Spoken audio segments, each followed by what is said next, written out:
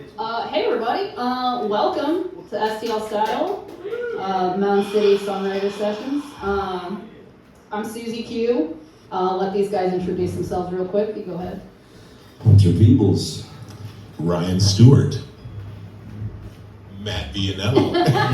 Yo. Matt with a guitar. Somebody in the back. Some guy with a guitar showed up. I don't know what happened. Well, alright, cool. I guess I think last time Aaron got us started with a little song and then we started the yapping, so I guess I'll do that too. So, Yeah. Here we go. Lay it on me.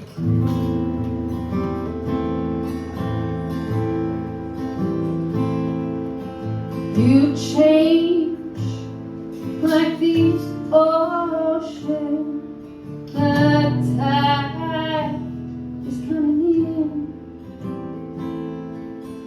I am a ship too far out to sea the danger I'm in.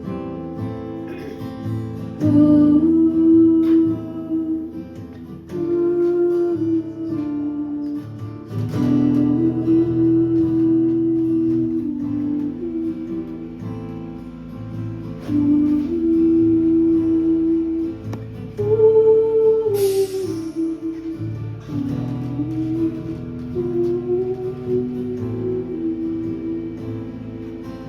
Sometimes it's peaceful out on the beach, but I have been ravished by storms. Why, oh why did I trust the ocean to leave me intact till morn?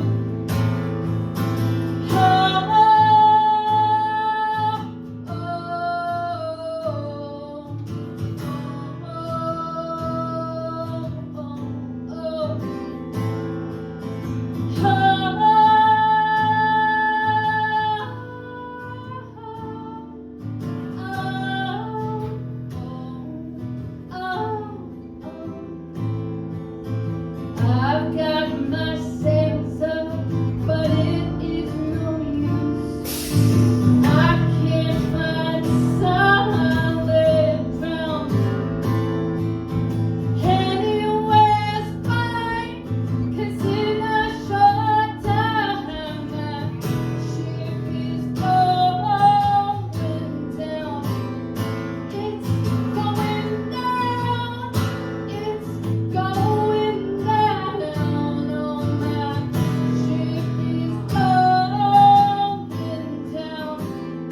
It's going down. It's going down. My ship is going down. It's going down. It's all your fault. I'm going down.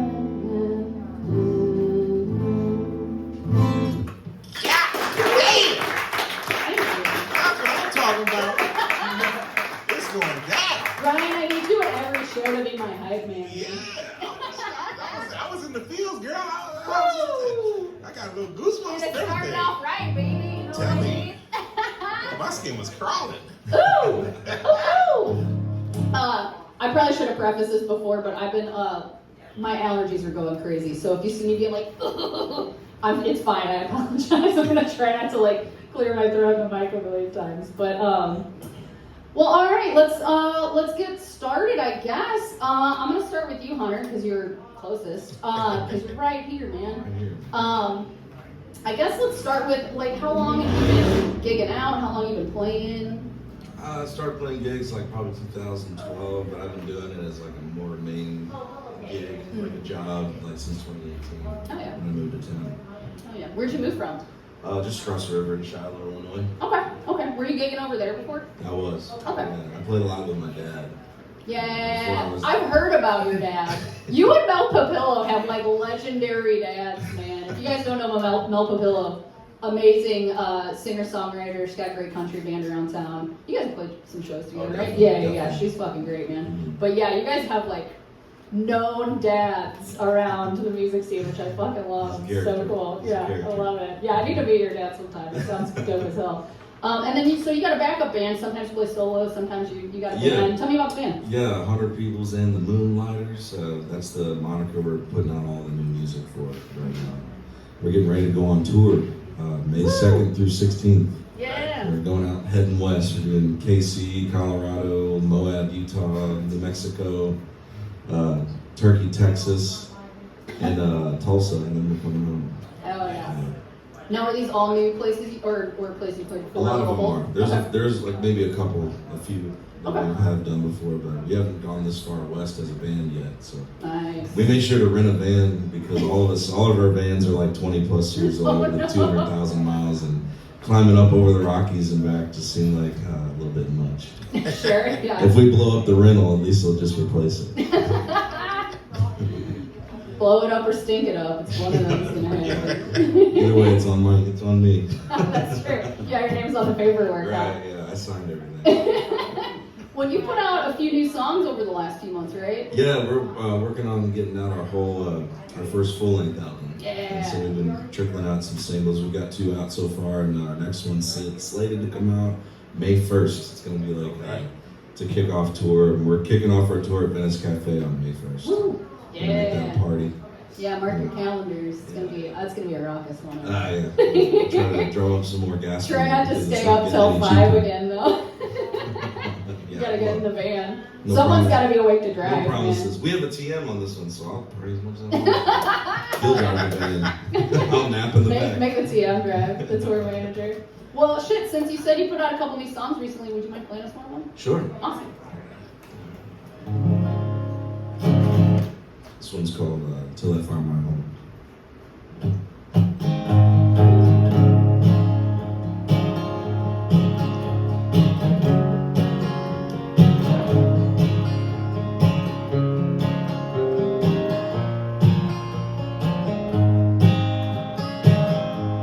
It ain't going down like this. Gonna see to the other side. Ain't gonna sit around here like a downtown drunk, waiting for his ride, looking for a warm tone, one that won't blow out the frame. I gotta keep it together through the blistering weather, or leave as I came, and I'm so damn afraid of being something someone made, useless and mistaken for someone else's fame, and I'm so damn alone. I can feel my blood run cold. Keep my mind in a brighter light till I find my home.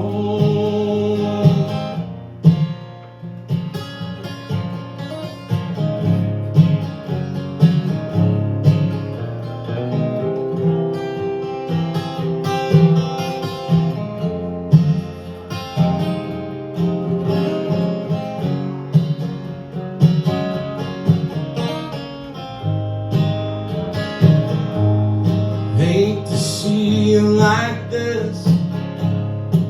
Can't bear to change your frame of mind and see you wallow around, picking up ground without a smile to find. Maybe we'll go someday, find a better looking plot of land, and one day plant a garden, never have to part, or rewrite our plans. And I'm so damn afraid of being something someone made, useless and mistaken for someone else's fame. And I'm so damn alone. I can feel my blood run cold. Keep my mind in a bright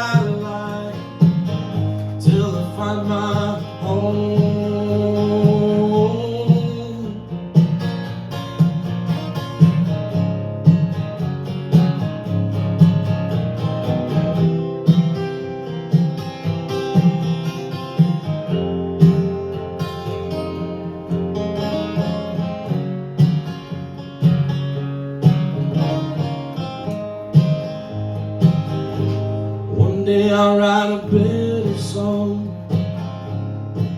one with all the right words and wrongs. And one day I'll write a novel about how I beg and grovel to feed the lesser gods. But I ain't going down like this. Gonna see to the other side. Ain't gonna sit around here like a downtown drunk, waiting for his ride.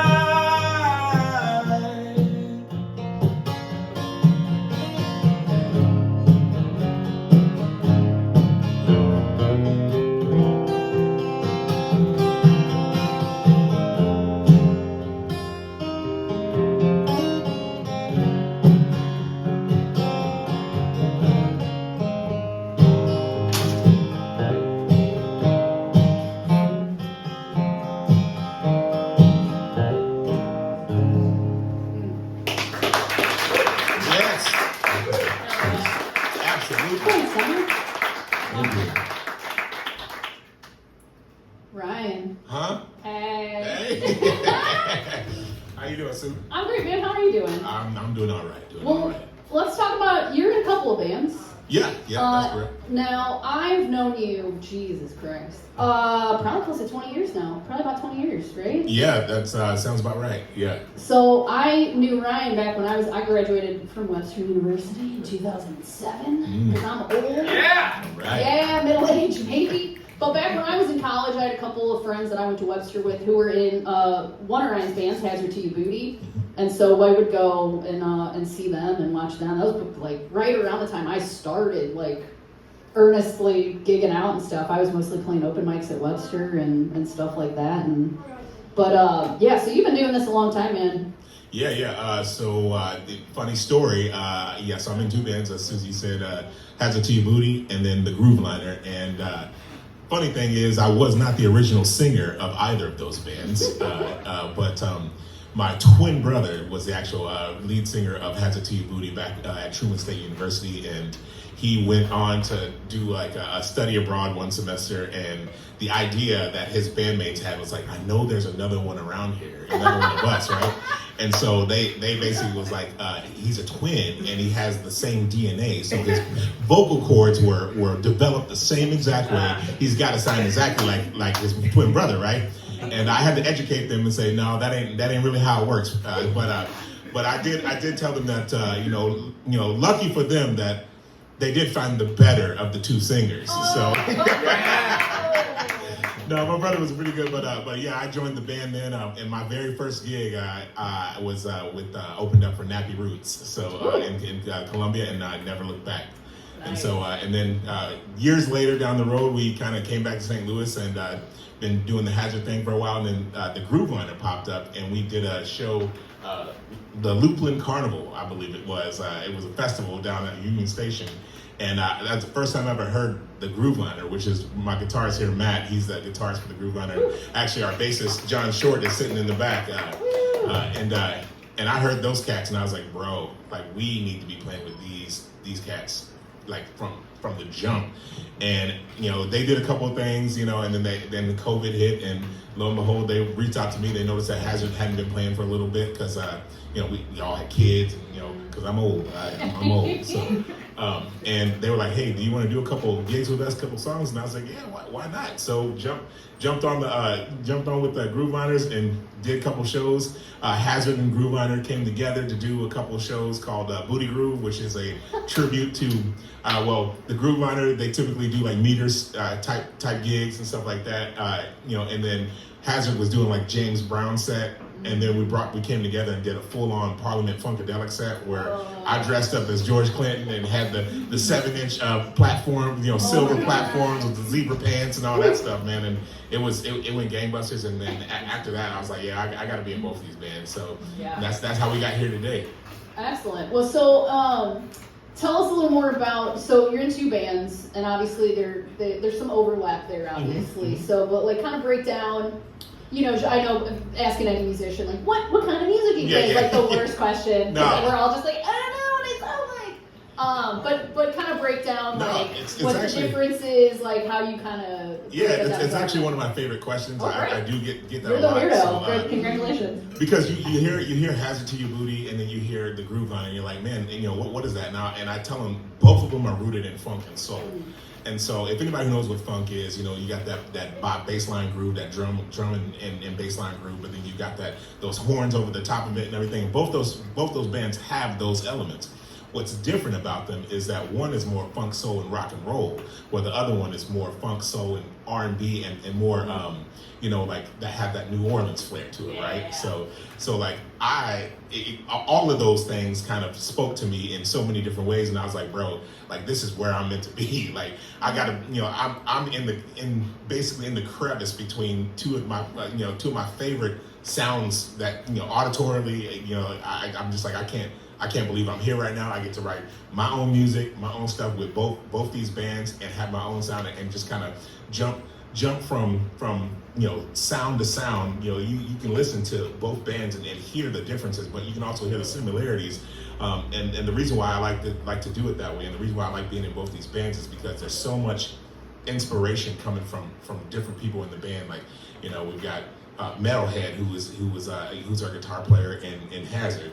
We've got classically trained horns in both bands. We've got jazz cats, and we've got rockabilly kids, all up in there. And so I get to taste a little bit of everything and be inspired by everything, and be able to produce this thing that is just an idea. And then when you put it out to the world, and the world starts listening, and you look out into that crowd and you say, hey, I see some toes tapping and I see some hips moving. I'm like, hey, whatever we're doing right now is working, and we got to keep doing it. And it just makes you, it's a fulfilling feeling, to be a part of both of those bands and to do that and to bring something that's intangible, tangible, and see it working and making people feel good. So. Oh yeah. Well, God, that was such a great explanation. Why don't you do us a little toe tapper? Yeah, why not? Diggin'? Yep, and then we just put this on an album and released it a couple weeks ago. That's right. I neglected to mention that. I'm not a very good promoter when I'm doing that. So.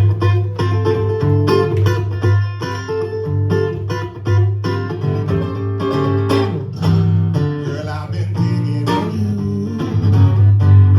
I know you digging me too.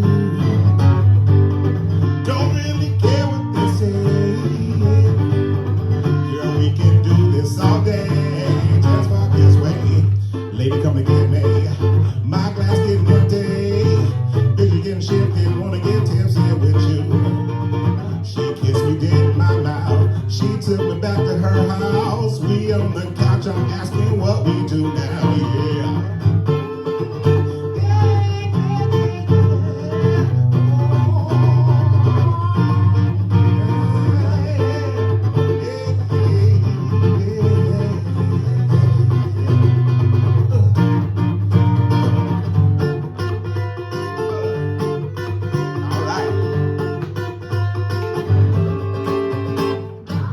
Girl, I've been digging on you.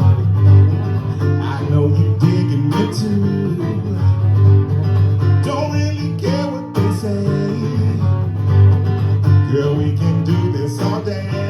Just walk this way. Lizzie want the dizzy. Do that ass in a tizzy. My head getting busy. Wanna get busy with you. She acting freaky right now. I think it's time to get down. Climbing the walls until my head's in the cloud. Yeah. Oh, yeah.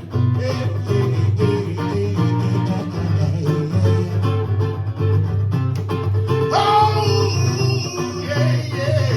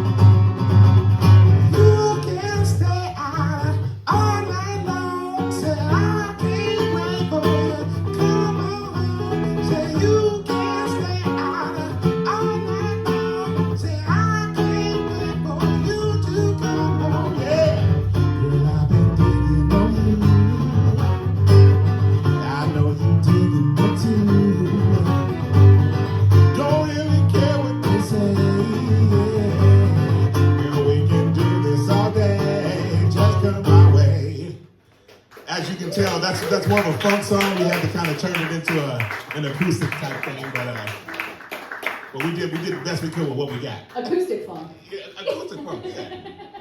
Oh yeah, thanks man. I Thank appreciate you. Well, I want to talk about songwriting a little bit. Obviously, we're all songwriters up here. That is sort of the whole shtick that we're talking about. I know for me, you know, I play solo. I also play with a band, and usually for me, it's songwriting is a very solitary process for me personally, and so it's me and a notebook and usually some cats, whether they want to be there or not. And because I'm on my couch, and just writing in the notebook. Aaron and I were talking about this earlier, where we were talking about like, oh, lyrics first, music first. Everybody's different. I tend to be a lyrics person, so a lot of times I'll do lyrics first, and then try to figure out what are these going to sound like. How am I breaking them up? Like, what is the melody? Try to find guitar parts and kind of shoehorn that in. But I'm curious for you guys, like, what is your process? Do you guys write with other people ever? Like, what's that like? Hunter, you go first. I don't feel like it's the same enough times for me to say it's like, sure, like, totally. but I feel like lately it's definitely been like I'll come up with a riff on guitar first and kind of fill words in, and later like I'll go and write like little bits and pieces, or maybe I'll do some journal entries, and I'll come up with like a guitar riff, and I'll be like, oh, I wonder if like this idea would fit in this space. Yeah. But it's something I'm gonna try to be more disciplined about. But I typically end up writing a lot of songs directly from like life experience. Same, yeah. And just trying to write more and more like that is it's tough. Yeah. No, and so you, like I said, sometimes you're solo, sometimes you're with the band. Like for me, usually, I'll write a song. I learn the song kind of as a solo piece, Right. and then maybe I'll decide, oh, you know what, the band would sound great on this. Bring it to the band. What is your process for that? Do you differentiate at all? I always write alone, and then I'll bring it to the band, and like we'll do a rehearsal, and we'll come up with like an arrangement that like best fits the song. Yeah. Usually it's me just finger picking Right. on something very alone. Yeah, totally. Well, like for me, like when I bring a song to the band, sometimes I'll send them a voice memo or whatever. Sure. But like a lot of times, first band practice, we're like, all right, we're gonna do a new song. I'm like, I'm just gonna play the song. Yeah. You guys fuck around on it and do whatever. Find what works. Yeah, and it's I've had my bandmates long enough now. My bassist is a little newer, but I've known her a long time. But like I've had my drummer for 5 or 6 years. Rob, my trombone player, has been in my band for I think 11 now or something like that. So we've been doing this a long time now. So it's nice. I finally broke them of the habit of being like, what do you want me to play? What do you want it to sound like? Like I appreciate that they want to collaborate and want to make sure that what I imagine is what they're doing. I super appreciate their consideration there. But I'm like, you are an expert on your instrument, and I don't play any of those instruments. So I'm like, you do whatever you want, and if I don't like it, I'll tell you. But if I won't say shit, you're probably doing fine. It feels good to put some trust in your boys. 100%. Yeah. So they finally stopped asking. They're like, all right, I'm just gonna do a thing, and if you hate it, I'm sure you'll tell me. I'm like, that's correct. So, I'm always curious how other people, like how that all comes together with the band. Yeah. So. Yeah, I guess I'm the outcast here, because typically when my writing process, I don't have to rely solely on myself. I'm lucky enough that in both bands we have a couple people who just love creating, right? Yes. But I know the one thing that I've always learned I've been doing this for 26 years, so. Right. But the one thing that we've always learned is never stop recording your rehearsals. And, Dude, I gotta get better about that shit, man. I'm telling you, like you will find some tasty nuggets. Like you might have to sift through 4.5 hours of rehearsal recording just to hear that one little thing. But once you hear that one little thing, it spirals into something. And I've caught myself, like oftentimes what'll happen is like either Shorty or Matt or somebody comes up with like a lit guitar lick, and it just plays over and over again in my head, and I'm just like, and I can't get it out. Little brainworm. Right, exactly. And when you know you got that brainworm, I'm sure y'all had it, where you just can't get something out, and that kind of tells you, that kind of gives you like that little indication that this might be something. If I can't get it out of my head, I wonder if I can get this to not get out of anybody else's head. And then, when I start thinking, I wasn't classically trained on a lot of different, instruments, but I grew up playing trumpet, trombone, and baritone. Okay. So, I was in, the classic, concert choir and band and all that kind of stuff. But But once I got out of high school, I never really touched instruments again, but I was always able to use my voice. And so typically with my writing process, when it starts with an idea from a different instrument, I can sing these other parts, right? And so I'll jump on and start recording tracks and getting ideas down. And then, typically what'll happen is we'll come back together as a band and say, all right, Ryan, write some really good lyrics to this. And I was like, that was going to be my question. So it sounds like a lot of it is sort of instrumental first. Exactly, yeah. And then you're jumping in vocals and melody. So Right. are you just kind of, I don't want to say like scatting over it or whatever, but are you like doing a melody where it's just kind of gibberish or sounds or whatever, like and then you're going back and going, all right, I got a melody, I'm going to write lyrics over that. Yes, and and sometimes like a lot of our songs kind of develop organically. Like I don't know how it happens, but every musician I'm sure has had this happen to them where they come together, you're jamming, you're doing your thing, and then all of a sudden exactly, and you feel something come together, and they're like, oh, and everybody start popping out ideas, and then we just kind of roll with it, and lo and behold, 2 weeks later, we've got a solid skeletal structure of a song that we can then massage and fix it in post. But yeah, typically, I'm typically responsible for the lyrics, but I feel like in my case, in my experience, I've had a support team, a support group behind me who is willing to jump in and do lyrical ideas and stuff. And oftentimes we get pretty silly with it. Matt can tell you a little bit about that. So, like last night we was rehearsing for this gig, and Matt came up with an idea. He was like, let's write a song called Black Socrates. And I was like, all right, I'm down. Right. I'm down. And so we just spitballing ideas. We got lyrics. So I'm not gonna let y'all know yet, but Yeah, I mean, there's a theme behind that. We also, like, we just did a funk version of Closer by 9 Inch Nails. Oh, and it started from an original idea. I don't know whose it was in the band, but an original idea, and we were playing a gig, and somebody played it, and Ryan starts singing the lyrics to Closer over top of it, and I was like, yo, this is something. And we were doing this right before we jumped on stage to perform at the St. Louis Blues gig, right? So we were like, well, we know we can't play this song here. Not here. So, but if you do want to hear that song, you can get it on the new album. So it's on Spotify and all those other things too. But yeah, so it definitely, That's awesome. Well, and that like feeling you're saying where like it just all comes together. And it's so magical. Like I've never done hard drugs, but I feel like that feeling is better than the high you get off of any drug. You know what I mean? Like I'm like, I don't need to do hard drugs. I just chase that. I'm chasing that dragon. You know what I mean? I know. Contrary to popular belief, I'm the same as you, Suzie. I've never done a hard drug in my life. But that feeling is addictive. I know what it feels like. Yeah, I know what it feels like. Totally, but a little cheaper to pursue also. But that was the main problem. That's why I could never afford it. So You're right for that shit. Oh my god, that's so funny. Well, all right, let's get you guys to do another song. Hunter, you wanna drop one? Sure. Hell yeah, whatever you want. Yeah, I wrote this song after I played a gig opening up for an artist, and somebody came up to me afterwards, and they were really enthusiastic about my set, but they were like, "Oh yeah, you would be way more successful if you played more happy songs." Oh fuck you! It's like, all right. Everyone loves happy country. Right, That's guy. definitely what the genre is known for. Like, All right, what? guy that wears a suit to the venue. I'll take your advice. So this song's called Crazy and Divine, and it's kind of about doing whatever the hell you want in spite of other people's opinions. I like it, man.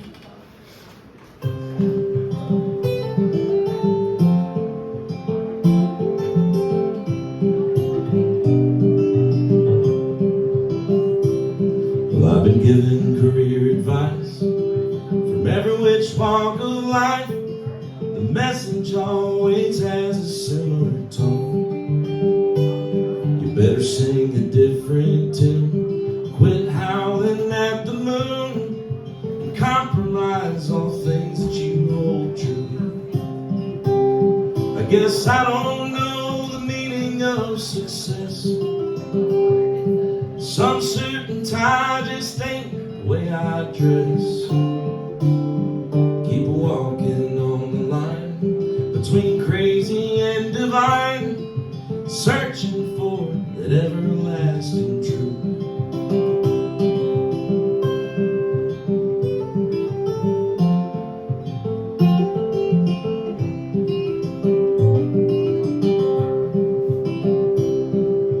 I've stuck out my thumb and I've stood out like a sore one, but I never wanted to change the way I am.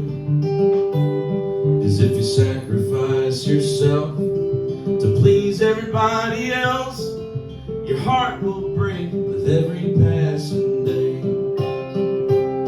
I guess I don't know the meaning of success. Some suit and tie just ain't the way I dress. Keep walking on the line between crazy and divine, searching for that everlasting truth.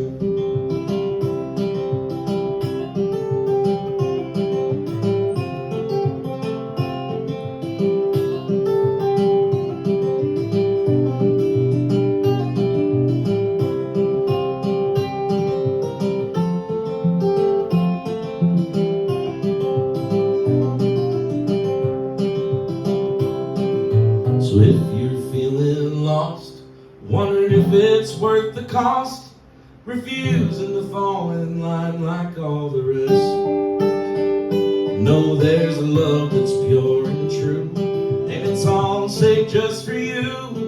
If you let your inner light be your guide, I guess we don't know the meaning of success. Some suit and tie just ain't the way I dress. Keep walking on the line between crazy and divine, searching for that everlasting truth. Keep walking on the line between crazy and divine, and searching for that everlasting.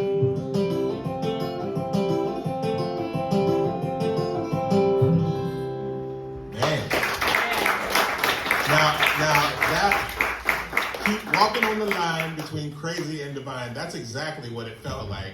That's church, That's baby. kind of the That- feeling. yeah, that's exactly what I mean. You gotta ride the chaos. A little Yeah, bit, for like sure. a wave. Because in the grand scheme of things, what we do is a crazy idea. Like We're making something out of nothing. out of nothing. You know what I'm saying? Like, Totally. oh man, 100 people. Dude, I just gotta, I'm sorry if this embarrasses you, but I just gotta say, like, I've been seeing Hunter's name around on flyers and gigs and stuff for a while now, and I finally saw you live for the first time in December at the holiday show at Atomic, and I was like, oh, I should go up and say hi, because I think we were like Facebook friends or some shit, whatever.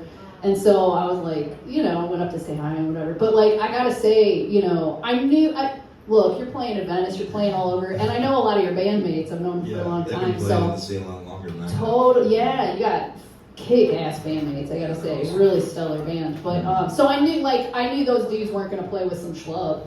You know what I mean? I was like, he's gotta be good. Like, just knowing his bandmates, he's gotta be good. And like, I knew that going into it. And I remember I was standing there in Atomic that night, and I'm just standing there. I was like, holy shit, dude! Your voice is so beautiful, and like I gravitate towards female singer-songwriters probably because I am one, and so that's where my vocal range is. I grew up singing along to like everything, but so I'm very picky about male singers, which I'm sure the roles for a first would sound incredibly sexist, but I don't care. Whatever. You gotta pass. Until we destroy patriarchy, I'm not going to apologize for that. It's totally You fine. like what you like. You like what you like, but there are, Ben Folds is one of my favorite musicians, great singer-songwriter, but truly, like, I absolutely love your voice. It's like fucking butter, man. Like, you just got such a great vocal delivery, so. That's like hot butter on your breakfast toast. Like butter. Good way to start the day. Hell yeah. Well, all right, we were talking about songwriting a little bit ago, so I'm gonna let you drop another one too, man. Do you want to talk about the song you're about to play a little bit? Yeah, so this next one actually is an interesting one. It's called Soul Girl, And actually, no one in our band wrote this one. We actually have a good friend who I'm sure you guys know. His name is Ryan Torpia, who actually wrote this one. Yep. And this is a Torpia tune. And he allowed Grooveliner to take it and run with it. And so this is called Soul Girl. I don't know the story behind the lyrics, but I feel like Ryan was going through some things and he met somebody and he was just like, I gotta write this song about her. And I think I might have an idea who it is. Oh. But I'm not going to say anything. Yeah. We'll talk later. I think it was Suzie. Me the tea. I know, I'm like, I have had an idea, but I don't know either, so. But this one is also on the new album called Live from Your Mom's House. And such a great album title, by the way. I wish we would have been had the foresight to bring some albums so that you guys could walk out of here with them, but again, I'm not good at promoting us. I'm a terrible capitalist. Yeah, Dude, I always joke about that on stage. I'm like 2/3 of the way through my set, and I'm like, I have merch. I don't know. Go buy it. I'm so bad about that shit. I know, right? Yeah. Well, here you go, Soul Girl.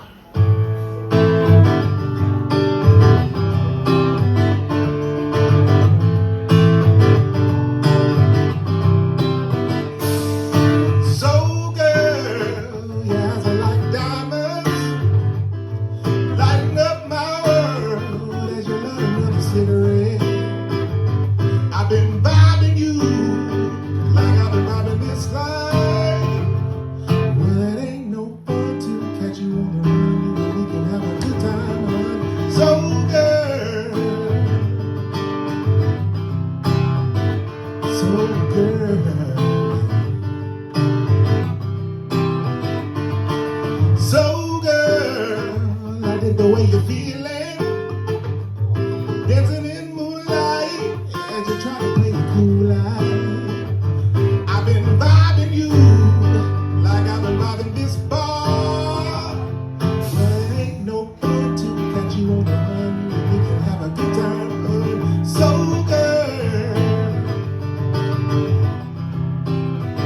so girl.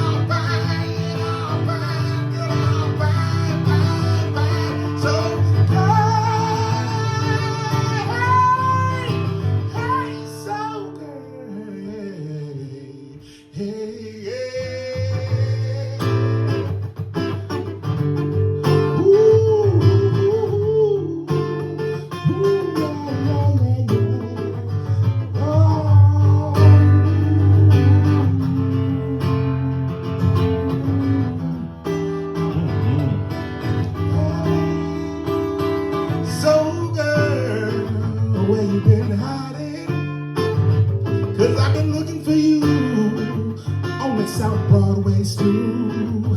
I've been vibing you like I've been vibing this life. Well, it ain't no fun. You can catch me on the run. You and me could have a good time. So good.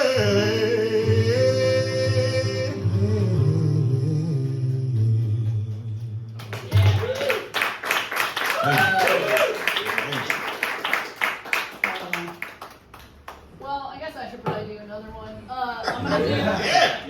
Join us. I know, right? I'm like, I'm not really gonna play that. But while you were doing that song, I was thinking, because I was like, maybe I should do a song. And this one's sort of the opposite of that song. So you got Soul Girl, and I got a song called Subpar Boyfriend.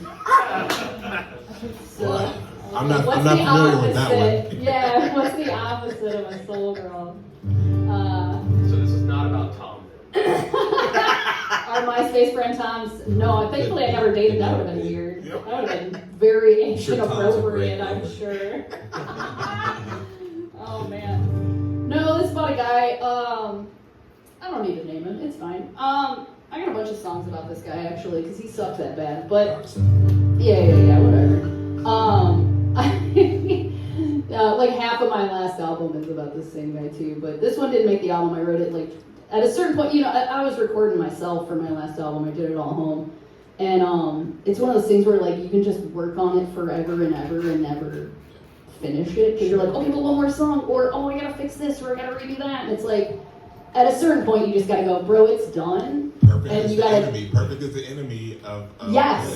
So 100%. And it's so much easier when if you're buying studio time or you're working with a producer or an engineer, or whoever, for them to go, it's done, or you ran out of money, you don't have any more studio time, whatever it is, right? The Like second one is usually, yeah. We're a bunch of broke We have bitches. money to start with. Yeah, right. That's why I was recording at home. And so it's so much easier when there's somebody outside to be like, we're done now. We're gonna mix it. We're gonna master it. We're gonna put it out. It's done. We're done doing the recording part.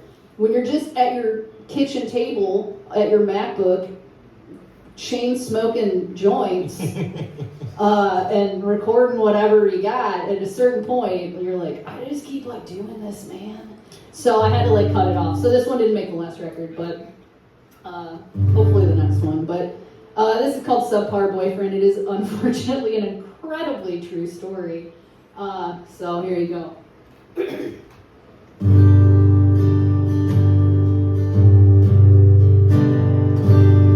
I'm big on second chances.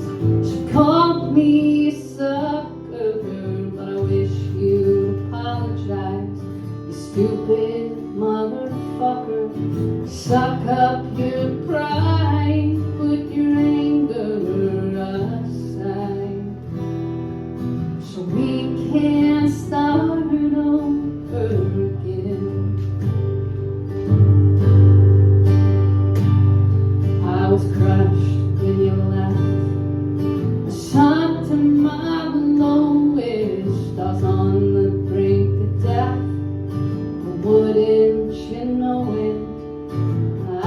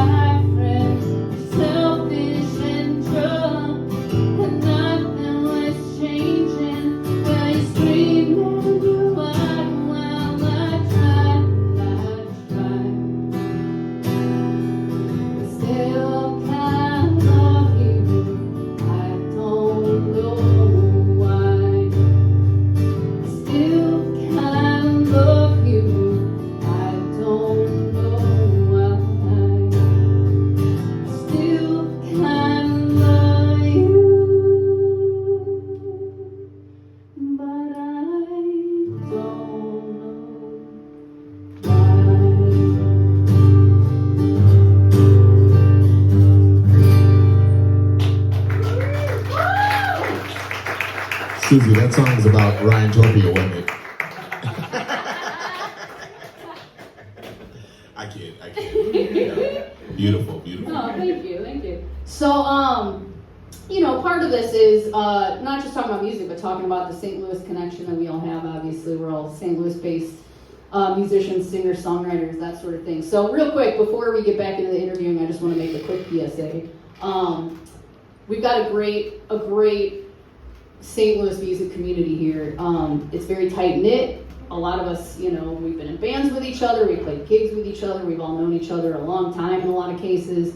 For those that hadn't heard, there's this fantastic musician, his name is Dave Grelly. He and his wife and their 3 kids were on vacation recently in Nicaragua, and the wife and 2 of the kids were in a bus accident. And unfortunately, Dave's wife, Casey, did pass away in that accident. One of the kids was very critically injured and is doing much better. He's out of the hospital. But all of that to say that we got a tip jar up here. Everything you put in that tip jar today is going straight to the Grelly family. That was something that I wanted to make sure that we did. You know, it's so hard. You feel so helpless when something like that happens, and especially back to being fucking broke-ass musicians.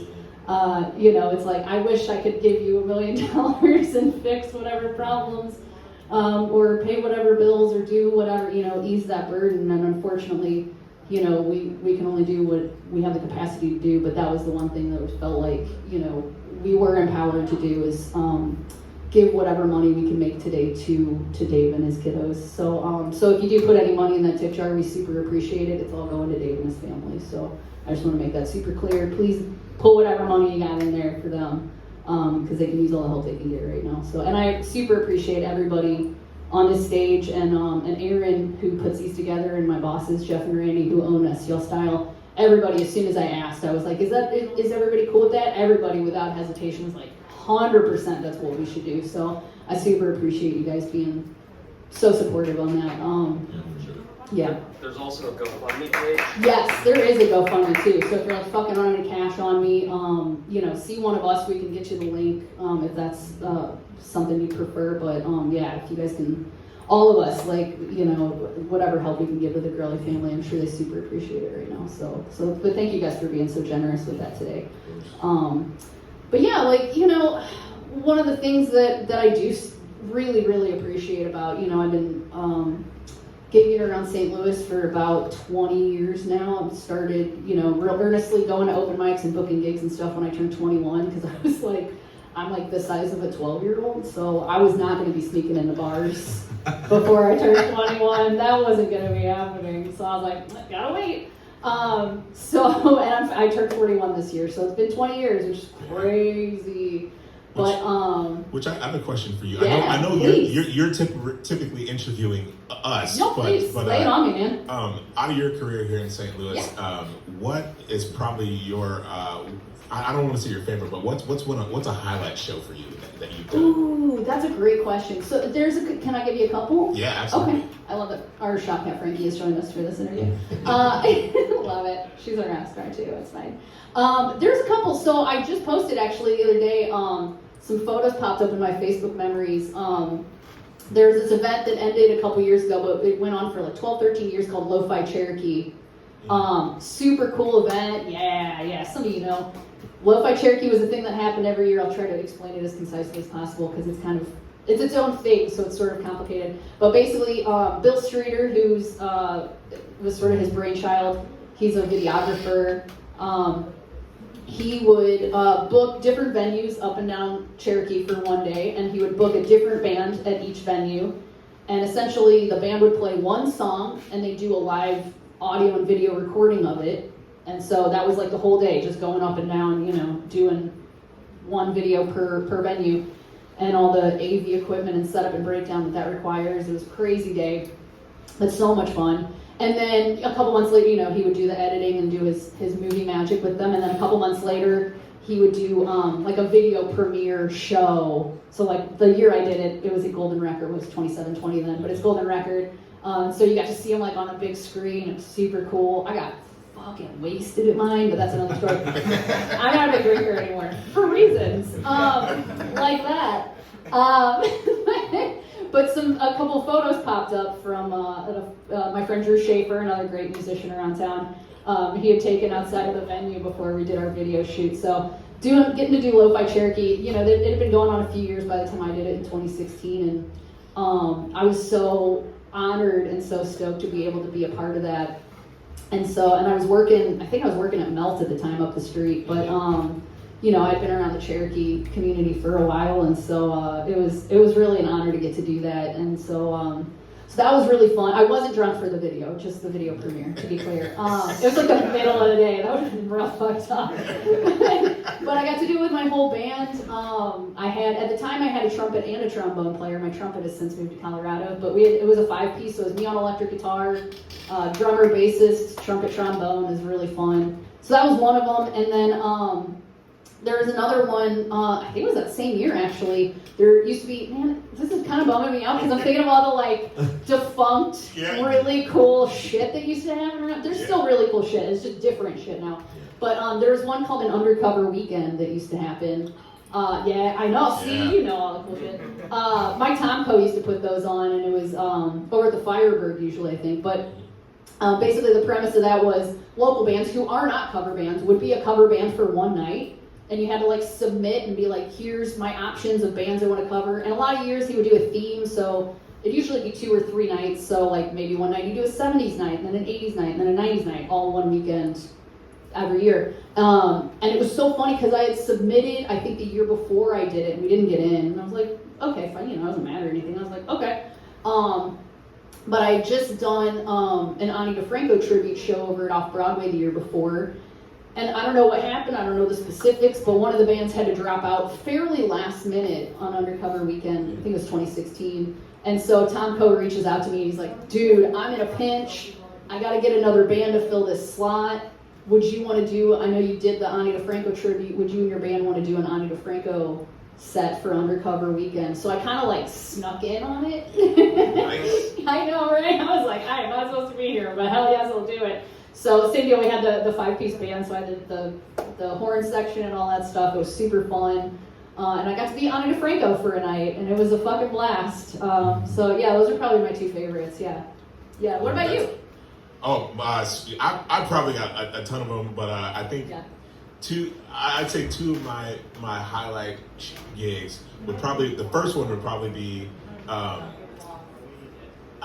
opening up for they Might Be Giants downtown underneath. Shut up! I finally saw them for the first time last year, and it was so fun. It was rad. It was after it was like the live off the levee stuff, you know, cool. And you know, obviously the Mississippi floods a lot, so we couldn't do it on the levee, but they did it down at Soldiers, at the time Soldiers Memorial, and so there was thousands of people. I didn't expect it to be this big of a deal, but thousands of people were there, and it was probably the biggest set that I'd ever played. And we came out and just killed it, and I was like, it was incredible. So much so that they came out and were like, "Hey, that band was fucking good." like they gave us props, and I was like, that was one of the first time that we ever, you know, got real big props from like, you know, super famous people, right? And then, but I mean, the euphoria that you feel, you know, playing in front of thousands of people is just, it's incredible. So, but then there's the show, I mentioned it earlier, the Booty Group show, the very first one we did, it was at Del Mar Hall. And, you know, a lot of people didn't know what to expect from that one, but I think one is because both my bands were doing it. So, and I think the tough part is the tough part for me for that show is we weren't playing our tunes, we were playing covers, but like we chose those covers to play, and like no one else was playing these songs, right? So, you know, Grooveliner was playing the Meters tunes, nobody was doing Meters stuff.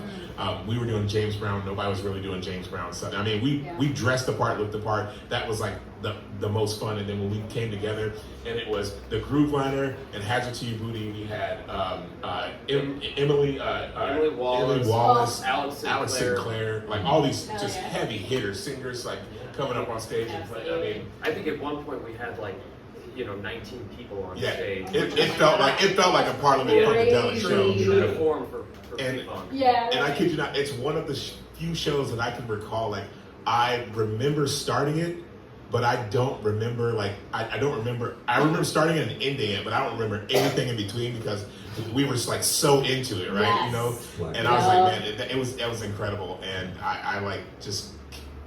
I can't. It's one of my top tier favorite shows that we've ever played, and it's sad that we don't do it more often, right? You know, but Parliament Funkadelic, we could Parliament Funkadelic and getting our bands together once a week to rehearse, right? Get 19 people together schedule wise. Good luck. Right, exactly, man. yeah. So, but yeah, those two were like two incredible shows that I've done here in St. Louis that have always stuck with me. But how about you, Hunter? Yeah. One that stands out for me, when I first started my band, I think it was March of 2023, and at the end of that same summer, we did our debut show at Joe's Cafe. Oh yeah, Nice. yeah. And sold out crowd at Joe's, you just feel like you're on top of the world. 100%, yeah. Special venue, and to get all that support, and just such a cool space too. Yeah, Yeah, absolutely. That's a standout for sure. Yeah.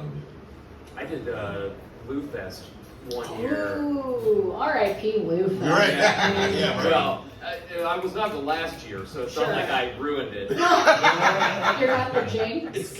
Yeah, but the first time that I've ever had a wristband and Yeah. artist pass and going Right, back. right. And, Feel like a rock star. Yeah. Hell yeah. Oh, That's awesome. I wish I was in the band during that time, but Yeah, Well, right? this was what was it? Big Brother Thunder and the Master Blaster. So Oh, nice. back there's a guy I named love fun band names. yeah, I know. Folks, that names is wild. Huh? Yeah. So a guy named Drew Franklin who passed away. He was a Yeah, fantastic R.I.P. bass Drew, player. man. So. Such a great bassist. Yeah, Yeah, man. absolutely. Well, Aaron, did you want to do a little intermission since it's 2 o'clock, or you want us to keep going? Go. Oh, okay, great. Perfect. All right. Well, shoot, guys. You want to do another song, or Sure. what are you thinking? Oh, actually, you know what? I did want to talk more about St. Louis connections before you do that. Yeah. So Ryan, we were talking. It came up, but I had to ask Ryan the most St. Louis question you can ask somebody earlier, which is, of course, where did you go to high school? You know. And so, because I didn't know that you were a Catholic school guy. I'm a Catholic school guy. She's a Catholic school guy. Yeah. Yeah, you know, whatever gender I feel like in that moment. I don't even know what I am. You can be anything you want. It's fine. Gender's made up. Don't worry about it. But yeah, so it's so funny because I grew up. I grew up around the St. Louis area. I've lived here basically my whole life. But I grew up down in Arnold and Jeffco and kind of South County, depending on which parents' house I was at the time. And then slowly migrated. Went to high school in South County. Went to college at Webster. And then moved to South City, probably about 16 years now. I've been in South City ever since. The South City sucked me in, and I was like, I'm good. Yup, 100%. So Ryan, obviously you grew up around St. Louis. So how, and I know you said you did some band and choir and stuff growing up. So how do you feel like, I mean, it's hard to say without being also from somewhere else, but do you feel like St. Louis has been an influence on you? Have you ever lived anywhere else, and do you feel like that influenced you at all? So I never officially lived anywhere else, but I have family all over, and I did do some time down in Hotlanta. Hotlanta. Yeah, East Point. So which is where Outkast is from. Well, at least one member of Outkast is from East Point, and so there was some influence from my time down there. But I also went to school in Jefferson County at a Catholic school called St. Pius X. And when I was down there, so my mother is from that area. I grew up here in South City, but at a certain point in my childhood, my mother was like, y'all are getting into some things that I don't think are great for your age, so why don't we go get you a wholesome upbringing down in Festus, Missouri? And I was Spoiler alert. Yeah, spoiler alert. It was not more. Jeff any more Hope is wholesome. not It was not wholesome. wholesome. I I'm gonna tell you Lot of that that. there's some things that go on down there that Lot of that. Yeah, you can't even Probably more imagine. than Brave done. Yeah, exactly. You know what's crazy? I've experienced more crime growing up in Jeffco than I have living in Facts. South City, and Facts. I spent about the same amount of time there at this point, and so I always hate that shit. Right. It's just racism. Whatever. Exactly. But the great thing that I did go, I went down there. My twin brother and I, we moved down there and lived down there. Went to school for the middle school and high school kind of era. So, which is a very, developmental time in our lives. But we had an aunt, her name is Aunt Billy, and she never had kids, so all the grandkids, all the cousins and everybody would always go to her place. She had like a speakeasy in her basement, and she was a huge like blues fan, like, and I had damn near every record I could imagine of any blues. And I just remember her and a bunch of her friends would always go down, and my Uncle Bean, who was a boxer, and they would go down, they would invite friends over almost every night, and they would always have blues records playing and things like that. And so hearing that and watching them party, we was kids and we were sneaking downstairs and peeping around and trying to see what they're doing, and they're dancing and smoking and drinking, whiskey, like the worst kind of whiskey, like just, and it really felt, not until recently when I saw the movie Sinners did I understand like how it really felt, and then also like the experiences I was experiencing and actually what it truly meant to like know like what that type of music meant to people and how it brought them together, and like how they just forgot about everything else around the world when they were doing that kind of stuff. Like those types of things influenced me.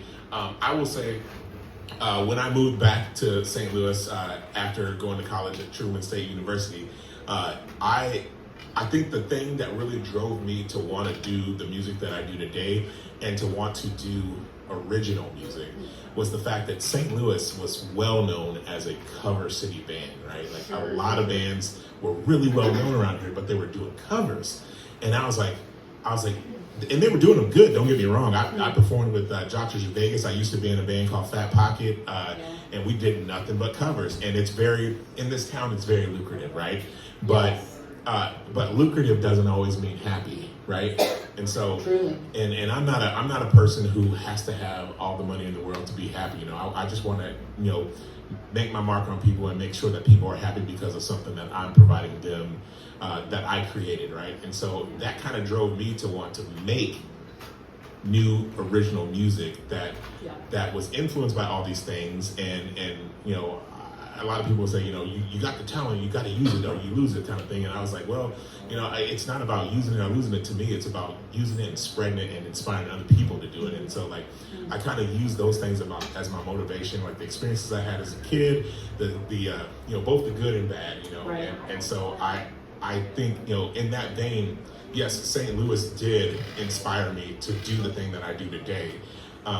But in a different way than you would expect, right? So I was turned off about like how venues were just wanting, you get booked for a venue and then they're just like, oh, can you play this song? Can you play this song? I was like, well, I mean, like people were asking me to do like Michael Jackson and stuff like that. I was like, y'all, you hear my voice? Like, I don't think y'all know what range is. So I can't sound like Michael, but I can do my damnedest. But I think it was but I didn't take that negatively, right? Sure. I used that and said, how about I give you something that I know you're gonna like. If you like these things, sure, I got something for you. Yes. And if you don't like it, then I'm not doing my job, and I gotta go back to the drawing board and do better. And that's kind of what pushed me to be who I am and do what I do on a regular basis. And so like that's what how St. Louis truly inspired me. And then, like you said earlier, the network of musicians here is so closely knit, and the support that you get from all the bands that we've been in, all the people that have inspired us in that realm, and I perform with Dave in the Playa Doors every now and then. And Such a sweet man. And I grew up. My cousin Steve, who was the hot dog baron of St. Louis. He, I used to sneak into his shows because I unfortunately have never looked like a 12-year-old. Yeah, right. We're the opposite for all that. Yeah, so I remember sneaking into Mississippi Nights way back in the day. Exactly.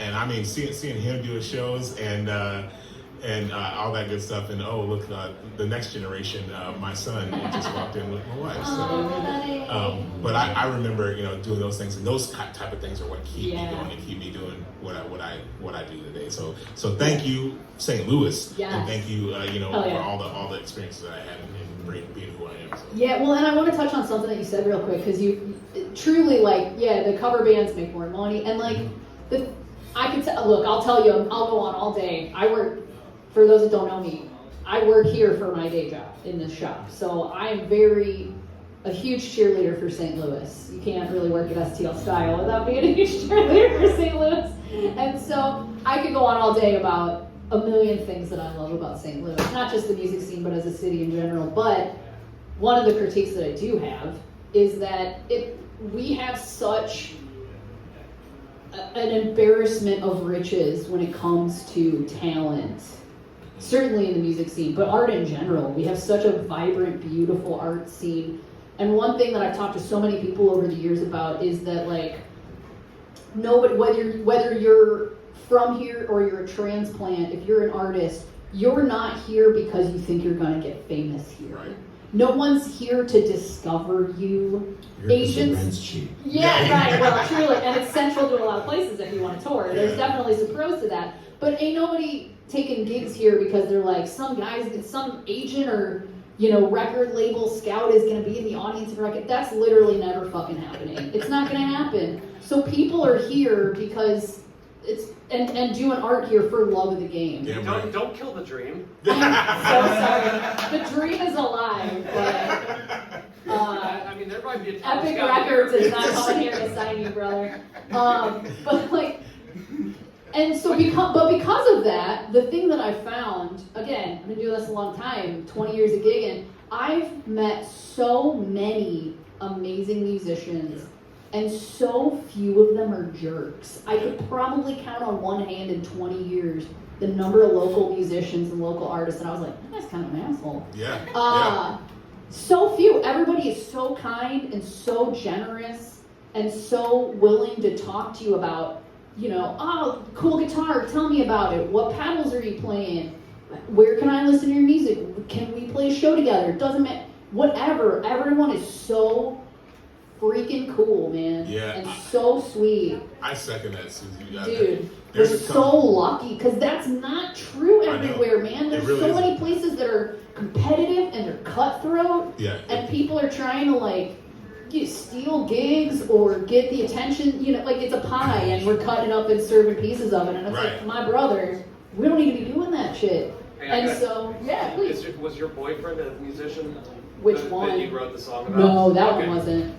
No, he was a bartender, which is... Oh, that checks. Even worse. I know, dude. Love dating a musician, hate dating a bartender. Yeah. Oh my god. Sometimes they're both. That's a whole other complicated situation. But yeah, we're just so lucky to have such cool, kind, talented people all over this city. Yeah. But I do think, but to your point about we bands or the lucrative bands, the problem in this city is not a lack of talent. Mm-hmm. Songwriting, original music, we have a fucking PR problem. We have a PR problem. Yeah. And part of that is from the top, from the city itself. You look at places like Memphis or Nashville or LA or, even Delta Blues places, Chicago. Yep. You look at places like that and the city itself is touting we are world-class music city. Yeah. And we don't do that. And that's such a stupid move. What are we doing? It drives me bonkers. And it's I know money is a thing all the time. What budget do we have for PR? But it's a simple thing that we could do so easily that would benefit the city, tourism money, every musician in this town. It's a no-brainer, and I just don't understand why we don't do it better. And what you who are hearing us say this can do is to go out and go to those live shows and experience it for go yourself. see original music. Go buy original music from grab that friend who never goes out and who's not sure about going to a live show and whatever, and say just come and it'll change your life. Just bring them and let them experience. Because I kid you not, at any given weekend, if there's a live show and you throw a dart at a list of shows and you go to that show, I Truly. guarantee you'll enjoy it. It may not be the kind of music that you like, Right. but it will be objectively probably very good music. I think that a lot of people need to put a lot more support into publications that are making an effort to do music journalism too. Truly, So- we've lost some good ones the last few years. But We had 11 it magazine. still RT. exists. I see my friend Jasmine out here. She's Yeah, She's working for- Jasmine, and the Yeah. Broad Street Burners zine is here too. You Yeah. guys do some great work. Yeah, yeah. man. So those publications that are putting in an effort to Truly. cast a light on the talent here. Yes, and thank you. So for much doing support this. needs to be given to those institutions. Well, that's it. I think We need more of that. 100%, and I think that's part of the infrastructure that we really need and need Yeah. to support. To your point, is like we can play all the shows in the world, but you know, it's kind of like if a tree in the forest falls, does anybody? Yeah. It's like, well, if nobody ever writes about my band or tells other people outside of my friend group or my friend's friend group or whatever about the band, is anybody going to listen to my band? And the Right. question, I mean, the answer is like maybe, but probably not. Yeah. But yeah, like yes, music journalism is so important. So We lost, important. you know, the RFT 11 magazine. There's been Yeah. so many over the years that, and even KDHX and their concert calendar were Yeah. doing the Lord's work. But and you know, hopefully, STL will fill that void Yeah, here. it's gotta They're be, gotta doing funnel our support to those institutions. truly, yeah, man. Go support them People too. that are doing the And good work. yeah, they're playing a lot of great original music from Yeah. local Yeah. bands too, and really, you know, being cheerleaders for that stuff too. But it's so important. It's, you know, there's been a running joke for years. It's like, oh, you play as a person in a local band doing original music. It's like, oh, you played at 10 of your friends and like 10 of the other band's friends, and you're all just playing shows for each other. You're basically, it's the joke about like the Zoomers now where they're like, oh, we're all just Venmoing each other $20 back and forth. Yeah. That's kind of what we've been doing in the music scene for like as long as I've been doing it, where it's like, oh yeah, I'll go to your show. Oh, the $10 cover, great. Oh, you're gonna come to my show, $10 cover. We're all just passing the same $10 cover back and forth. I can't tell you. Universal coupon. Yeah. I can't tell you how many times these two have not paid my rent. So you know. Hey, so Nick, true though. cover songs were original band songs at some point too. Yes, that's so true. It did start there. That's So true. If people aren't writing original music, there's going to be nothing to cover. We're supporting original music, you know, absolutely. And the other thing that I really love, you know, is it's, you know, there's an affordability crisis. I don't know if you read the news, but you know, What are you people talking are. I can afford all my bills. I don't know. You know, you should go to buy concert tickets for like a big show, you know, some touring band you want to see, and it's like $150, Yeah. and you lost your. That's fucking also mind. Live Nation.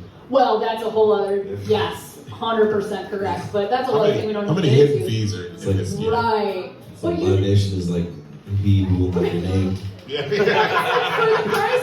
the price of one of those shows, one arena show, it's like I could go to a show every night of the month and Yeah. not spend that money. Absolutely. Not only that, you're not paying service fees, the money's going directly to the musicians, and you know, it's so funny, you know, people are like, oh, I don't like a Taylor Swift. It's like, but brother, you're not gonna run into Taylor Swift and have her sign Not a something for you chance. after the show. Not But a if you chance. walk up after my set at Venice and you're like, hey, I want to shake your hand, great set, let me talk to you about music or guitars or whatever. Brother, we're going to go out and have a cigarette and spend 20 minutes vibing, and now we're best friends. Like, Yep, you can exactly. make friends with the people that you're like, that person rocks, dude. And that's the thing that, like, again, it's a PR problem, truly, where it's like, if you, I don't think that registers for a lot of people who No, it aren't doesn't. participating in the music scene, whether as musicians or, you know, as people who attend shows on a Yeah. regular basis, journalists, whoever. You know, the regular dude maybe doesn't understand how that works or doesn't know because they're not going to shows. But it's like, if we communicate that information effectively to people, I think that's really motivating for a lot of people. You know what I mean? So ultimately, take the time to connect with the musicians and the artists Truly. here because you never know. Like, We're very nice usually. Buy us a beer, especially. I'm really nice. Especially the drunker. That's, well, some of them. Most of them. Me. I've known a couple, well, you're a sweetheart all the time, but I've known a couple of mean drunks in the music scene, but Yeah. you're just kind of like, oh, that guy, whatever, he's fine when he's sober. Get him early on in the gig, you're fine. So what I got out of this is there's not going to be an agent here to sign me, and I'm not meeting Taylor I'm Swift. so sorry. I regret to inform you. It's on the way. No Taylor Swift, no agent. No Taylor Swift. I'm out of here. This was Yeah. she was in my writer. She What had are a, we she had a doing here? conflict. That's a voicemail. Oh no. Well, you guys, all right. So it's 2:23. I do want to make sure that we have time at the end. I know last time we took some crowd questions and folks had some really good insightful questions. So I do want to leave time for that. So but let's do another song. We'll do another round of songs and then I think we'll do some crowd questions and then probably wrap it up from there. So you want to go next? Sure. Great. Like I said earlier, my band, we're getting ready to release a full-length album. And this song was the very first single that we released off of those songs. It's called Bring Back My Heart. We just put it out at the end of December. Bless you.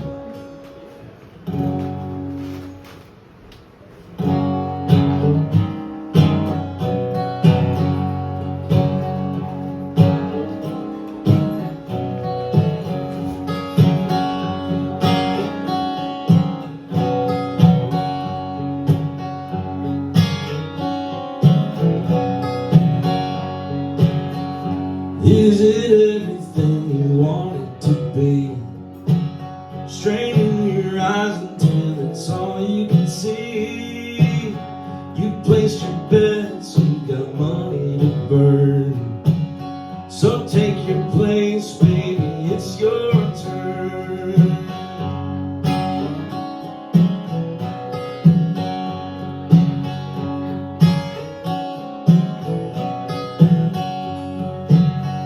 Participator, you are in the game. This ain't the one that you were learning to play. You go for broke, you got nothing to lose. Just faded memories and an ocean of booze.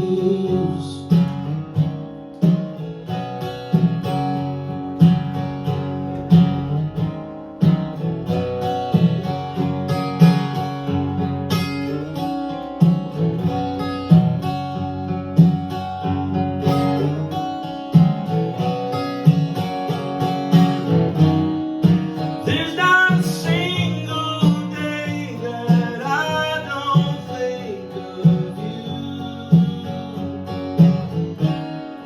Now make a cloudy sky out of the brightest blue. If I could only see you smiling once again, it'd bring back my heart from being broken apart.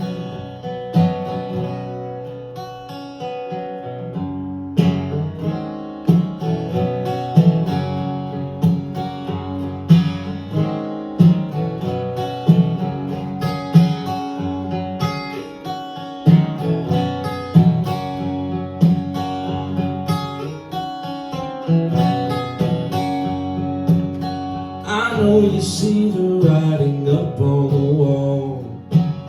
You're always searching for the place you belong. Stuck in a rut, only wanting to be. Open your eyes, baby, then you will see. There's not a single day that I don't think of you. Now make a cloudy sky out of the brightest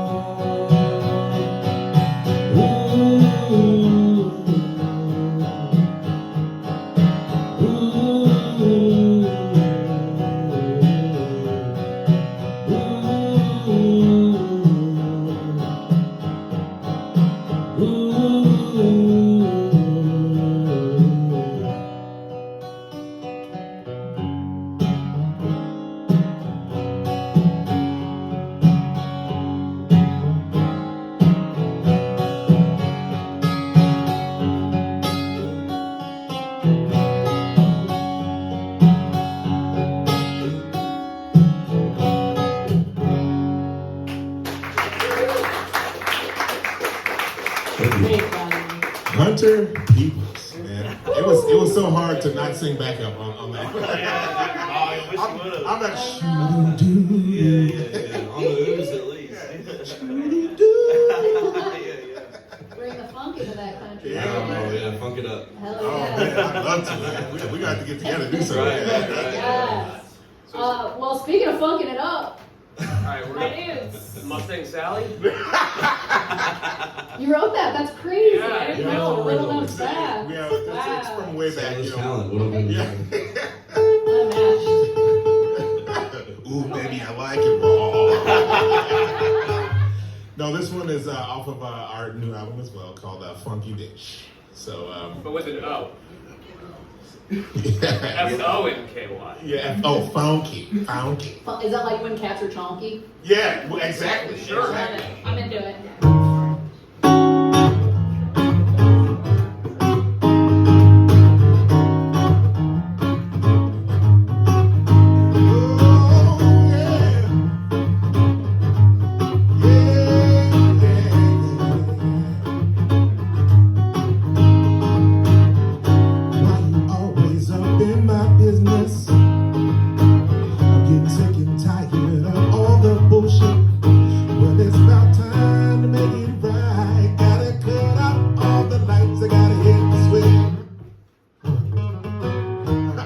I'll use a funky beat.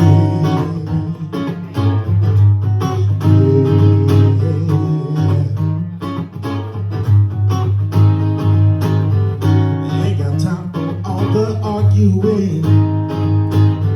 Every time I'm done, girl, you start again. Well, it's about time to make it right. Gotta cut out all the lights, I gotta hit the switch. Lord, use the funky beat.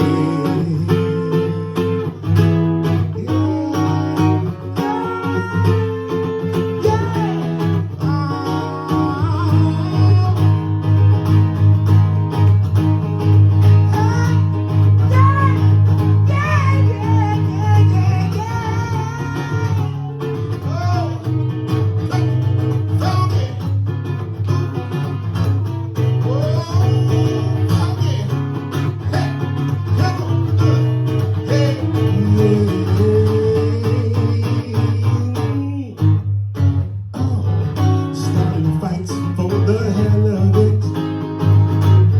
Gotta draw the line. I already packed your shit. Well, it's about time to say goodbye. You gotta run and catch your flight. Yeah, it's time to dip.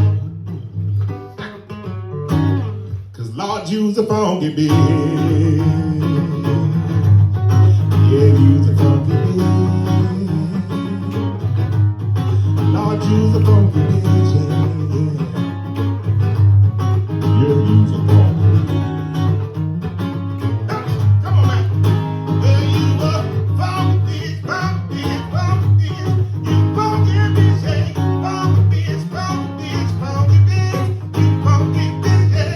Funky bitch, funky bitch, funky bitch. You funky bitch, hey. Funky bitch, funky bitch, funky, funky, funky, funky, funky, funky, funky. You funky bitch, hey, yeah. Ha, come on. Woo. All right. That was about an ex from a long time ago. I like you to be like, that is not about my wife who is That in the is- building. I was in the building with my son, and I'm assuming my daughter somewhere. She's Who like, knows? no. But yeah, Where is your daughter? I think she's around the corner somewhere. Who knows? She's passed out. She's the elusive. But yeah, so yeah, that had Love nothing to do it. with anybody in this room. What do they do on like the based on a true story? They're like the names and Yeah. places haven't changed. Yeah. They have the innocence. These are their stories. Yeah. Yeah. Any Dum-dum. similarities between any living persons, or it's just a coincidence? Meanwhile, I'll be up on stage at like Heavy Anger being like, "Fuck you, Andy," or whatever. Like, this song's about living. So. Yeah, right. Oh, I would love for him to come to a show and be like, "I'm gonna play a whole set about you." Oh, man. God, I would have a great time. I love it. Yeah, when that happens, ask me that question you asked me earlier again about what was your favorite gig. I'm like, that one. That one right there. Yeah. That one, baby. Will forever be. Hey, speaking of shitty dudes I dated once, I'm gonna play a new song, which is hilarious because I've been single for 10 years, so like I don't know what the fuck we're doing here, but Good for you. so good for me, dude. There's power in that. There is. The best decision I've ever made is just to give up on dating. It's like, we're out. Peace out, homies. Anyway, but I had sort of, I was talking about this earlier, I had sort of been in like a drought, a songwriting drought. Aaron and I were talking about songwriting earlier. And I went like 3 or 4 years or something crazy without like writing finishing the song. So I had all these like half songs in a notebook, and I was flipping through one of my old notebooks, I think in like February, and I found it was like a verse and like the refrain. And then I was like, oh, that's okay, I kind of like that. And then I was flipping through my voice memos on my phone. I like flipped back to real old ones from like 2020, and I was like, I was like, what is this? Listen to it, I was like, oh, this shit fucking slaps, dude. Wow. I should finish this. So I did. So you're about to hear it. But that's part of why it's about that same old asshole, because I was like, oh, I wrote it 6 years ago, but I just finally finished it. Yeah, right. It's whatever. Just keep writing about the same idiot over and over again. I'm like, thank you for my lucrative career. Yeah, right. The only good thing I got out of that relationship truly is like on albums were the bullshit. But anyway, this is my newest one, and it's called In This Place.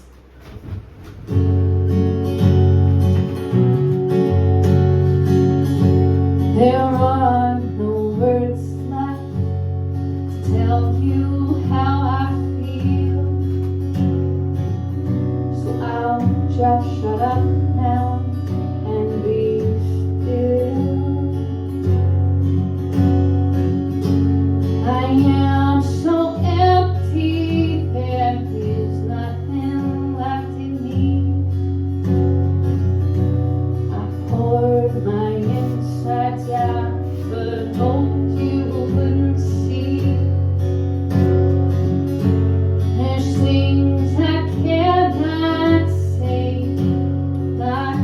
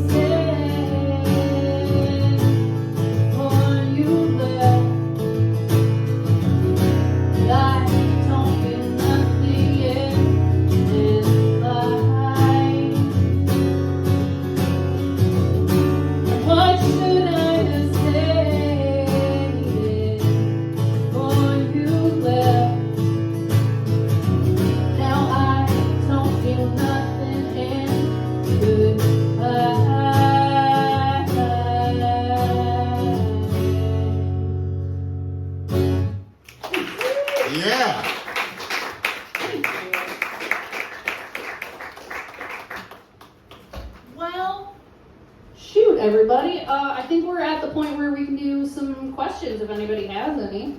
Please, Aaron. Ryan, is it true that hazard to your booty is in fact a hazard to your booty? All I can say is that they wouldn't be named Hazard to Your Booty if they were not.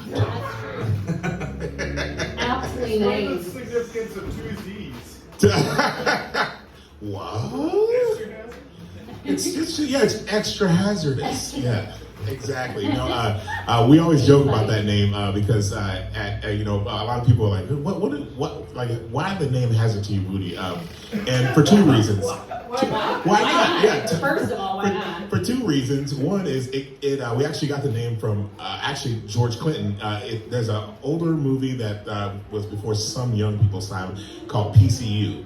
And in that movie, If you had Comedy Central, it was on every other hour. 100%. For like 10 years. Jeremy Piven, yeah, exactly. Yeah. So John Favreau.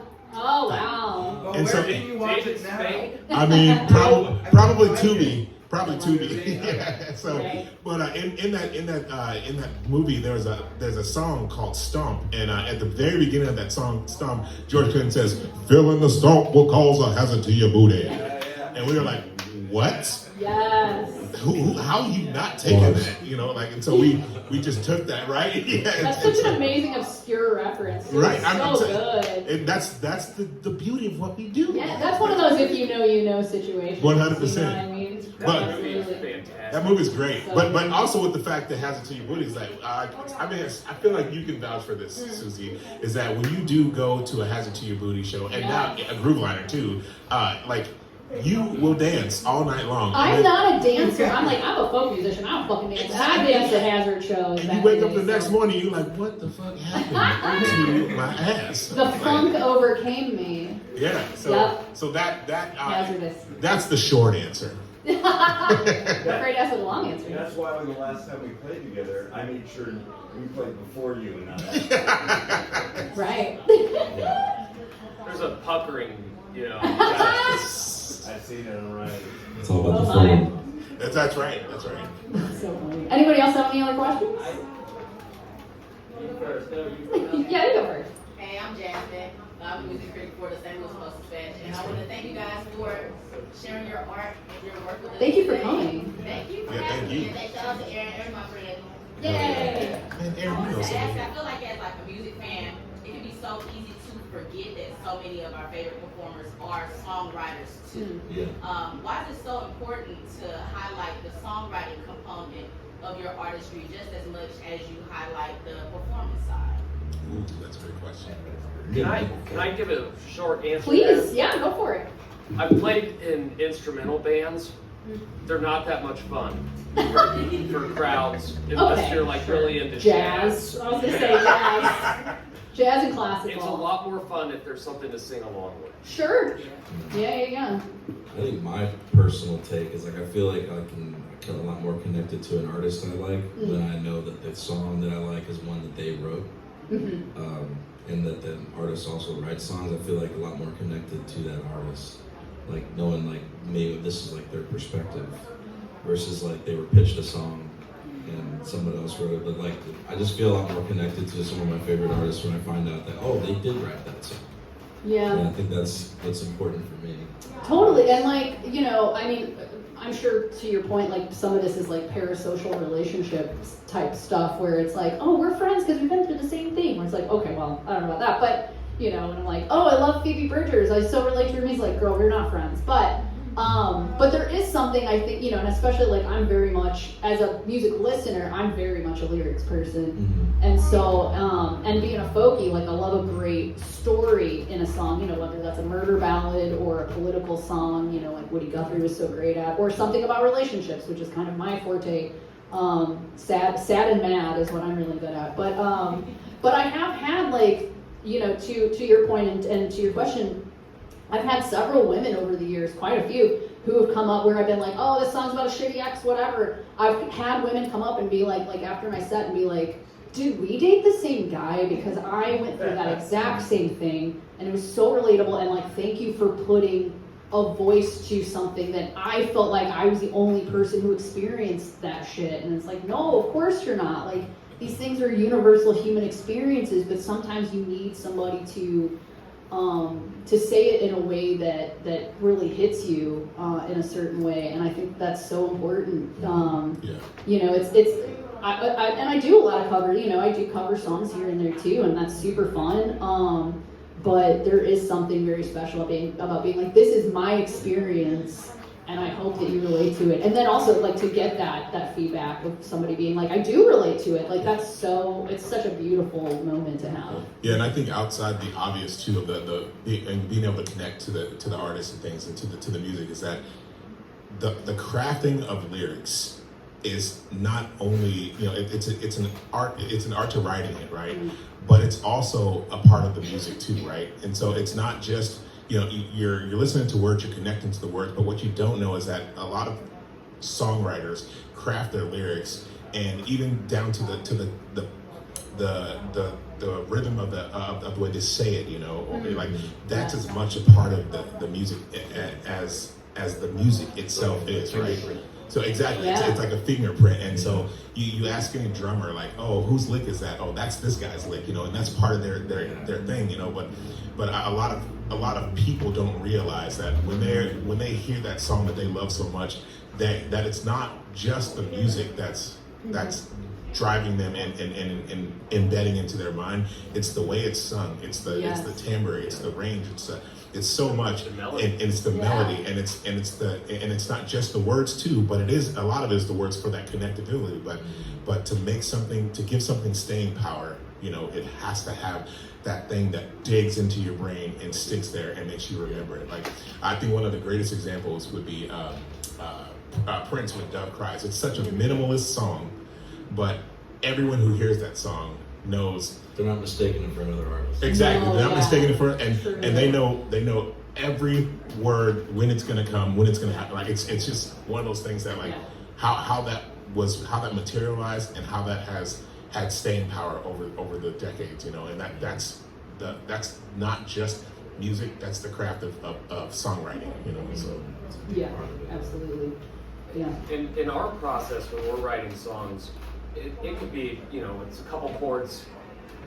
Maybe it's not that exciting, but then it'll hit something for Ryan, and then maybe it starts off, there's no lyrical concept, but it starts off with a melody, and then all of a sudden, the entire song changes because you've added this melody to it, and now maybe what I had in my mind has now been completely transformed into something better because there's this collaborative process, and then the lyrics will kind of form around that, and it's so there's also, even on the musician side, not just from, you know, the audience side, there's something really cool about it all coming together. Totally. And starting with a couple chords that don't mean anything to anybody, they don't have any feeling except for, you can tap your toes to it, and then it turns into something. Yeah. Right. Yeah, for sure. Yeah. Great question. Yeah, that's a great question. All right, Jeff, you have a question? Well, not to put you on the spot, but I kind of feel like all of you compliment each other pretty well. Would you ever do some spur of the moment? Super group. You know? 100% yes. We were just talking about 100% yes. Love a super group. Is there anything you could do? Just like a line or something? Oh my gosh. Oh my goodness. I'm going to exclude myself from this. I think that question was directed at me. No, it was you too. I said everyone on the stage. Oh yeah, you're inclusive. Yeah. Man. She's taking the reins. What is it? Ain't no sunshine. Oh, okay. Ain't no sunshine when she's gone. Only darkness every day. Ain't no sunshine when she's gone, and she's always gone too long. Anytime she goes away. Yeah, oh man. But I know.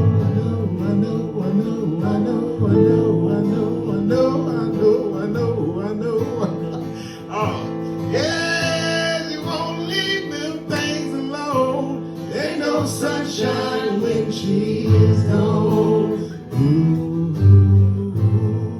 The darkness every Oh, day. the darkness every day. Ain't no sunshine when she's gone. She's always gone too long. Anytime she goes away. Hunter Peebles. Woo! Oh my God. Suzie Q. Hey! Not being hello. Yeah. Brian Stewart and Matt. Man, I'll tell you what. That's just the beginning, folks. Stay tuned. Yeah, something like that. I like your t-shirt sizes of you three guys on the stage, and Suzie, I know your size. Yeah, you know, that's a weird thing to say. Big. A lot. Yeah. Love you. I love you. 3X? 3, yeah. 2. 2X for Yeah. you, 3X for you. Medium. We'll let him pick out a color, so we'll figure it. We're gonna print you some shirts. That reminds me, yeah. Look at this beautiful model, Erin, right here. I'm trying to get down to 2X though. I'm trying to get down to X. We've got a logo for these little events, and we can put it on a shirt. So if any of you out there want one, we're happy to sell you one, print you one on the spot. You can pick out whatever shirt you want. One of our perks for playing is get a free shirt with that if you want it. So we'll print you all up some shirts. Thank you all so much for coming. Anybody else have any questions? Last call. Yeah, Ryan. Who's Oh, your what you favorite got? player? What you got? Thinking about all the different influences and stuff you're talking about before, and this may be more for Hunter. How do you feel about genres? Because I've heard lately that Americana is a I bad knew you were gonna word, be like people bitching but about then people are like, Americana. well, I don't like country, and then they're like, well, you can't just be a singer-songwriter if you got a band. Yeah. Talk about that for you guys. I mean, I definitely kind of hide under the Americana umbrella in a lot of ways, because like if you see my band, you probably wouldn't characterize it as like a country band. Strictly just a country Sure. band. Like we definitely have some songs that definitely sound a lot more honky tonk like, but you know, I'm also You do country and western. yeah, right. But super influenced by like bands like Wilco and a lot of more indie rock stuff, and I think we incorporate that in. And it's a little bit more psychedelic, but it is also very like songwriter driven. So I'm not really sure if it like fits in like a real neat box. But Yeah. whenever it's always interesting when people are, or even when I'm releasing music, like because like the services they always ask you to characterize yourself. That's the weirdest And thing. it's like I hate it. I put country, I put rock. Yeah. I just kind of blend those together and. Yeah, it was just folk and indie rock. Isn't Yeah. Isn't it funny though? Like we're in an industry where like we don't want to be put in a box and like we're asked to be. You literally have But to. you kind of have to. Yeah, so, like, yeah. Anyone that's been in a record store I ever would in their much life rather- is like, I well, would much rather somebody else like objectively listen and then just tell me what it is. I know, right? That's always what's so interesting to me though, is like you get people who come up afterwards and like, you know who you remind me of? And sometimes I'm like, okay, I see what you're saying. Sure. And sometimes you get like a wild card where you're like, that would have never occurred to me, but cool. Yeah. Like, I've never had one where I was like offended. Yeah. But there have been ones that like surprised me though. I think it's for like the sure. same reason I want someone else to write my artist Yes! bio. Because like writing your own bio is like, oh, Dude, it's so. And then you have to talk about yourself in third person Yeah. also. This feels it's gross. worse. Awful. I've done this and this and this. Like, Suzie Q is a great love. I'm like, oh, fucking kill me, dude. Oh, yeah. Suzie, I get early chili peppers when I hear it. Oh, god damn it. God damn I it. hear a little bit of cranberries. Yeah, see, that's a wild card to me, but I I love hear, that. I hear That's some, overthinking. especially that last song, but that progression. When you got to the Yeah. chorus, I was like, this is very cranberries. Like, Hell yeah. I've been told I'm a lot like ABBA. What? You do look super Swedish. Oh my god. All right. Any other questions, comments, concerns? Great. Thank you guys so much for coming. Thank you. And thank you again, Hunter and Ryan and Matt for coming and participating. This is Thank you, Suzie. Thank you, Aaron. Yeah. Thank you, STL-Style House. Yeah. Jeff and Randy. Thank you guys. Thank you so much.